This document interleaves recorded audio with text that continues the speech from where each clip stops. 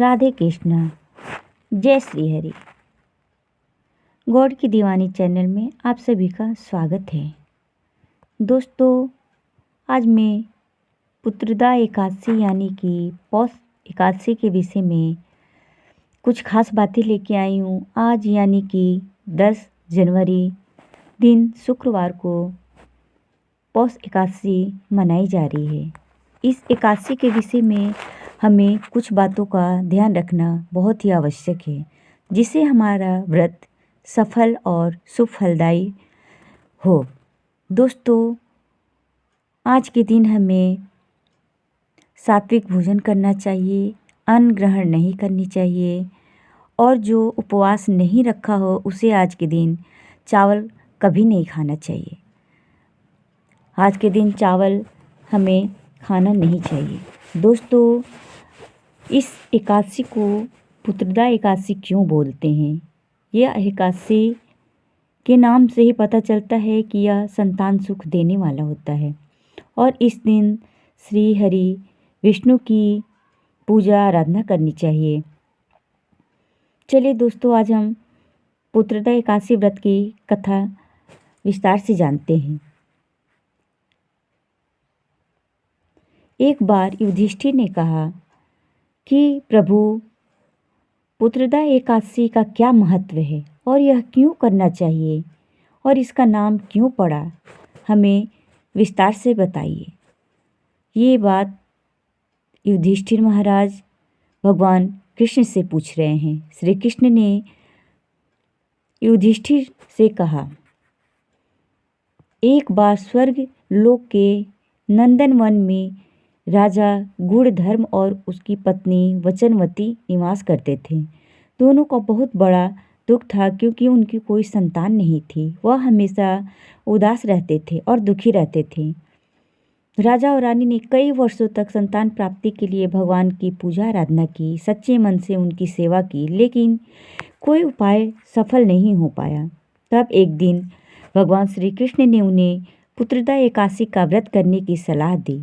इस व्रत को करने से व्यक्ति को संतान सुख प्राप्त होता है। राजा और रानी ने इस व्रत को श्रद्धा भाव से किया और अगले वर्ष वचनवती को पुत्र की प्राप्ति हुई। तब से यह व्रत संतान सुख के लिए प्रसिद्ध हो गया और इसे हर वर्ष एकादशी के दिन श्रद्धापूर्वक किया जाता है। यह व्रत क्यों करनी चाहिए? पुत्रदा एकादशी व्रत को संतान सुख की प्राप्ति के लिए विशेष रूप से किया जाता है। जो महिलाएं संतान सुख से वंचित होती है, वे इस व्रत को करके अपनी संतान की कामना पूरी कर सकती है। इस व्रत के द्वारा व्यक्ति को पुण्य की प्राप्ति होती है और वह अपने जीवन में सुख शांति का अनुभव करता है। पुत्रदा एकादशी का व्रत जीवन के हरेक दुखों और परेशानियों को दूर करता है। इसे करने से परिवार में सुख शांति समृद्धि बनी रहती है। इस दिन विशेष रूप से भगवान श्री हरि की पूजा की जाती है, जिससे व्यक्ति को भगवान का आशीर्वाद प्राप्त होता है और उसके जीवन में बुराइयों का नाश होता है और उसे मनवांछित फलों की प्राप्ति होती है। इस दिन व्रती को व्रत रहकर भगवान श्री हरि की पूजा करना चाहिए। विशेष रूप से रात्रि को जागरण किया जाता है और भजन कीर्तन में भाग लिया जाता है। अगले दिन प्रातः सूर्योदय से पहले स्नान कर भगवान की पूजा पाठ करनी चाहिए। यह व्रत संतान सुख की प्राप्ति के लिए की जाती है। साथ ही पुण्य के साथ साथ जीवन में सुख शांति और समृद्धि का भी संचार होता है। दोस्तों, चलिए हम जान लेते हैं कि इस एकादशी का नाम पुत्रदा एकादशी क्यों पड़ा। क्योंकि यह व्रत संतान प्राप्ति के लिए विशेष रूप से किया जाता है। पुत्र का अर्थ है संतान और दा का अर्थ होता है देने वाला, यानी कि पुत्र को देने वाला, संतान को देने वाला। इस प्रकार पुत्रदा का अर्थ है संतान देने वाला। यह एकादशी विशेष रूप से संतान सुख की प्राप्ति के लिए ही किया जाता है, इसलिए इसे पुत्रदा एकादशी कहा जाता है। चलिए पूजा विधि जान लेते हैं। सुबह उठकर स्नान करना चाहिए। और स्वच्छ वस्त्र पहनना चाहिए। अगर संभव हो तो गंगा में स्नान करना चाहिए। अगर गंगा घाट नहीं जा सकते तो घर में ही गंगा जल मिलाकर आप स्नान कर सकते हैं। पूरे दिन उपवास रहकर व्रत का पालन किया जाता है, यानी कि किसी प्रकार का अन्न नहीं खाया जाता है।